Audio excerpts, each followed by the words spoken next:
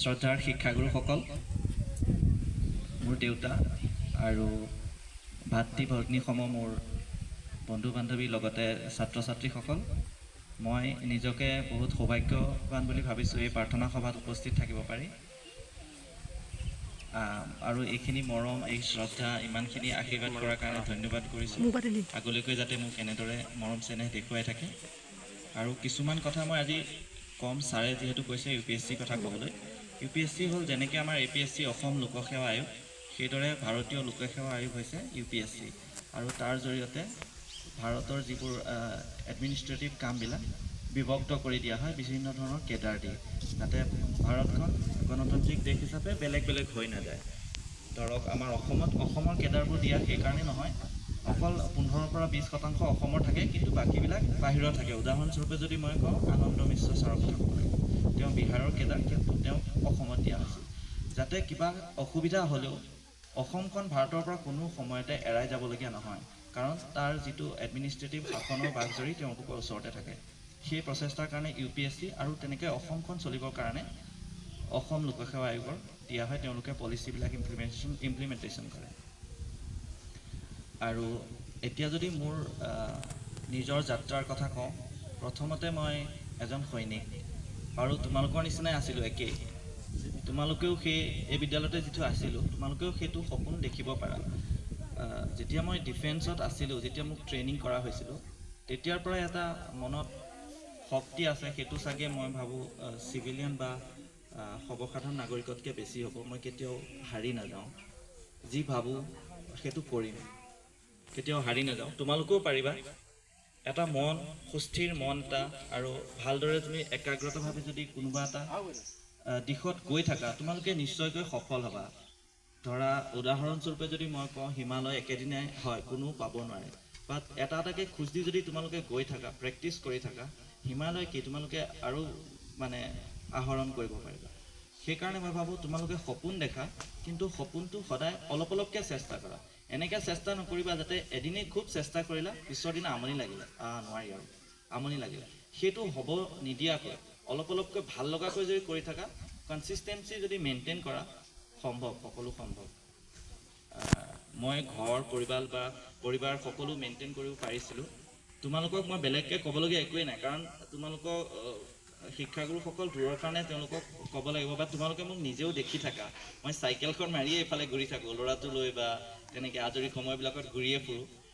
কিন্তু অকল মই যে পৰীক্ষাত উত্তীৰ্ণ হ'লোঁ সেইকাৰণেই তেনেকুৱা সম্বৰ্ধনা জনোৱা হৈছে, তেনেকুৱা নহয়। তোমালোকৰ মাজতে মোক থাকিব দিবা।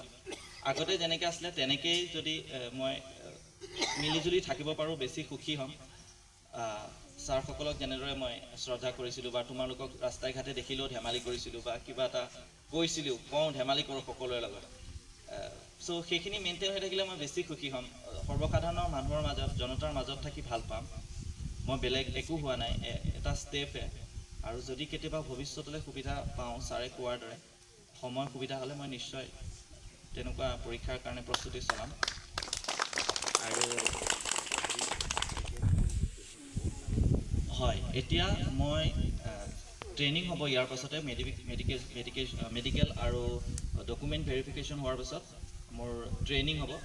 ট্ৰেইনিং অকণমান দীঘলীয়া ট্ৰেইনিং, তাৰপাছত পষ্টিং হ'ব। যদি মই ট্ৰেইনিং সম্পূৰ্ণ কৰিব পাৰোঁ, তেতিয়া মই চাগে DSP ৰেংকত পষ্টিং পাম, তাৰপিছত এডিশ্যনেল SP, আৰু তাৰপিছত SP বা SSP তেনেকৈ আগবাঢ়ি যাব পাৰিম।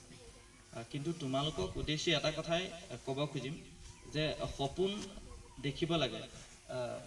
APJ আব্দুল কালামে কৈছিলে ন, সপোন দেখিব লাগে। তেনেকুৱা সপোন দেখিব লাগে যে শুই সপোনটো নহয়, যে যিটো সপোনে তোমাক জাগি ৰাখে, তুমি সেই সপোনটোৰ কথা ভাবি কষ্ট কৰিব পাৰা, তেনেকুৱা ধৰণৰ।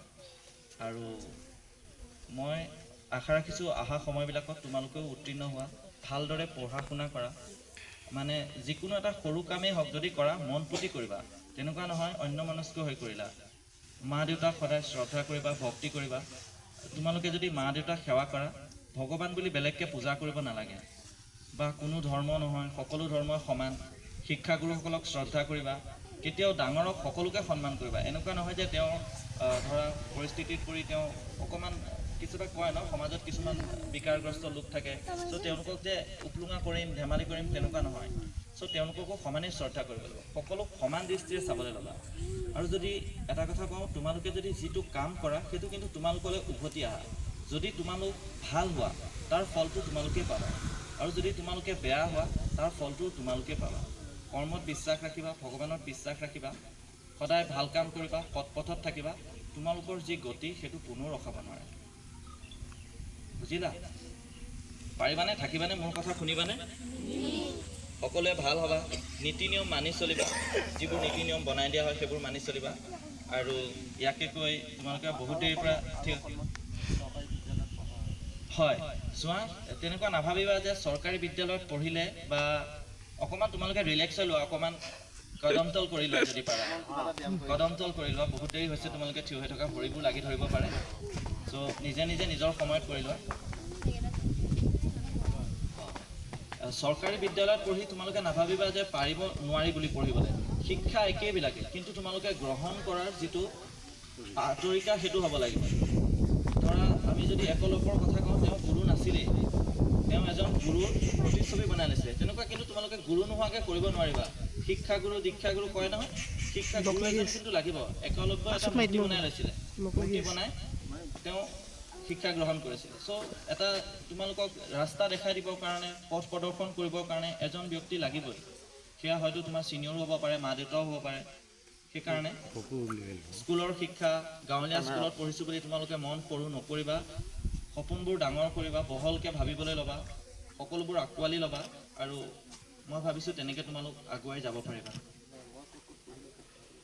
হয় মই ক'ত পঢ়িছিলোঁ যদি ক'বলৈ হয় এখন প্ৰাথমিক বিদ্যালয়ত মই পঢ়িছিলোঁ মোৰ এতিয়াও মনত আছে একেই কাজিয়া কৰোঁ স্কুলত সেইবোৰ নৰ্মেল সেইবোৰ জীৱনৰ অংশ সেইবিলাক এৰাই তুমি চলিব নোৱাৰিবা একেই কাজিয়া কৰোঁ ফূৰ্তি কৰোঁ কেতিয়াবা বন্ধু সেই বন্ধুবিলাক কিন্তু তোমাৰ জীৱনৰ কাৰণে থাকি যায় সেইবোৰ পাহৰিব নোৱাৰে বন্ধু তাৰপিছত মই ইয়াতে এম ই স্কুলত পঢ়িছিলোঁ কিন্তু সেই সময়ত হাইস্কুলখন নোহোৱাৰ কাৰণে মই ভোলাবাৰীত পঢ়িছিলোঁ ভোলাবাৰীত পঢ়াৰ পিছত মই নৰ্থ লখিমপুৰ কলেজত পঢ়িছিলোঁ নৰ্থ লখিমপুৰ কলেজত পঢ়ি থকাৰ পাছতে পাছ হৈ মই নেভিত ইণ্টাৰভিউ দি নেভিত গৈছিলোঁ আৰু নেভিত মই 15 বছৰ চাকৰি কৰিলোঁ নেভিত থকাৰ সময়ত মই প্ৰথমতে আন্দামান নিকোবৰত পষ্টিং পাইছিলোঁ তাৰপিছত মুম্বাই তেনেকৈ গোৱা বিশাখাপট্টনম তাৰপিছত শেহতীয়াকৈ মই কলিকতাৰ পৰা ৰিটায়াৰ হৈছোঁ তোমালোকেও পাৰিবা সকলো সম্ভৱ মানে একেই স্কুল একেই পঢ়িছোঁ আৰু সেই সময়ত পঢ়া যিবোৰ সুবিধা আছিলে তাতকৈ আজিকালি সুবিধা বহুত বেছি আমি বেঞ্চত পঢ়িবলৈ পোৱা নাছিলোঁ আমাৰ কাৰণে পথ আছিলে ধৰা আছিলে আৰু সেই সময়ত ধুমুহাৰ হোৱাৰ কাৰণে এখন স্কুল ভাগি গৈছিলে আমি নামঘৰত পঢ়িছিলোঁ চ' সেই একেই বস্তুবোৰ তোমালোকে কিন্তু সেইটো অসুবিধা পোৱা নাই ধুনীয়া সুবিধা পাইছা আৰু এইটো ৰাস্তা তোমালোকে যদি বেয়া বুলি কয় যথেষ্ট ভাল ৰাস্তা তেতিয়া আমি আহিব নোৱাৰোঁ বোকা আছিলে সেই যে পুলটো আছে এইফালেদি অহা সেই পুলটো নাছিলে যিখন তলদি নদী আছিলে বাহনীখনৰ কাষেদি তেনেকৈ আহিব লাগে আমাৰ ইয়াতো পানী হয় তেনেকৈ আহিছিলোঁ বা এইটো ৰাস্তাই সম্ভৱেই নহয় বৰষুণ হ'লে তোমালোকে ভাবিবই নোৱাৰা ইমান বোকা হয় সৰু এটা ৰাস্তা ঠেলা এখন যোৱা ৰাস্তা আছিলে চৰকাৰে বনাই দিলে বাৰু সেইটো ভাল হ'ল সেইকাৰণে তোমালোকে বহুত বেছি সুবিধা পাইছা এতিয়া তোমালোকে যে কমপ্লেইন কৰা যে আমি নাই পোৱা টাউনত চাগে ইয়াতকৈ বেছি আমি সেয়াও পোৱা নাছিলোঁ ধুনীয়া টেবুল হ'ল ফেন হ'ল ডাঙৰ কথা ফেন আছে ক্লাছত আচৰিত কথা তোমালোকৰ ঘৰত ইণ্টাৰনেট আছে কিমান ডাঙৰ কথা আমাৰ ঘৰত কাগজটো কি কিতাপ নিউজ পেপাৰেই নাছিলে 3-4 দিনৰ যোৱা নিউজ পেপাৰ কেতিয়াবা পাওঁ মানে আনে ডাঙৰ যাৰ ঘৰ অৰ্থনৈতিক ভাল তেওঁলোকে নিউজ পেপাৰ লয় ইঘৰ সিঘৰ দি দিয়ে কিন্তু সেই মিলটো আছিলে তেনেকুৱা নহয় যে এইটো নিউজ পেপাৰ ময়ে থৈ দিম নহয় মই পঢ়িলোঁ তুমি পঢ়া এখন বিস্ময় বা এখন কিতাপ এখন সাতখৰী এখন প্ৰান্তিকে গাঁওখন ঘূৰিছিলে সকলোৱে নিকিনিছিলে সেই মৰম চেনেহ সেই আদৰ আছিলে কিতাপ এখনেই হৈছিলে যে আজি মই পঢ়িলোঁ তাৰপিছত তেওঁ পঢ়িলে তেনেকৈ হৈছিলে এটা বন্ধুত্ব গঢ়ি উঠিছিলে এই জৰিয়তে কিতাপবিলাকৰ চাৰ্কুলেশ্যন হৈছিল আৰু তেতিয়া প্ৰত্যেকে খৰচ কৰিবলগীয়া হোৱা নাছিলে মই এখন কিনিলোঁ তেওঁ এখন কিনিলে তেওঁৰ পৰা এখন মই পঢ়িলোঁ মোৰখন তেওঁ পঢ়িলে সেই একতাটো প্ৰয়োজন যিহেতু আমি গাঁৱতে আছোঁ আমাৰ মাজত একতা লাগিবই আমি মিলিজুলি থাকিব লাগিব আমাৰ জাতিটো আমাৰ অসমখন আমি আগবাঢ়ি যাবৰ কাৰণে আমাক মিলিজুলি থাকিবই লাগিব সেইকাৰণে তোমালোকে আজি ইণ্টাৰনেটো পাইছা তোমালোকে আৰ্টিফিচিয়েল ইণ্টেলিজেঞ্চ পাইছা ChatGPT যি মাৰিছা সেইটোকে পাইছা এইটো টপিক নাজানো মাৰি দিছে আহি গৈছে নখ দৰ্পণত আমি কিন্তু সেইটো কষ্ট কৰিবলগীয়া হৈছিলে আমি ছাৰসকলক সুধিবলগীয়া হৈছিলে যদি ছাৰসকলেও সেইটো কথা ঘৰত চাই আহি আমাক কৈছিলে সেই কথাটো আৰু আমি কিন্তু পাহৰিবলৈ চেষ্টা কৰা নাছিলোঁ মনত ৰাখিছিলোঁ ইয়াৰ লগতে আৰু এটা কথা কওঁ, যিহেতু বিশ্বায়নৰ যুগ, গ্ল'বেলাইজেশ্যন, ইয়াৰ লগতে বহুতবোৰ বস্তু থাকে।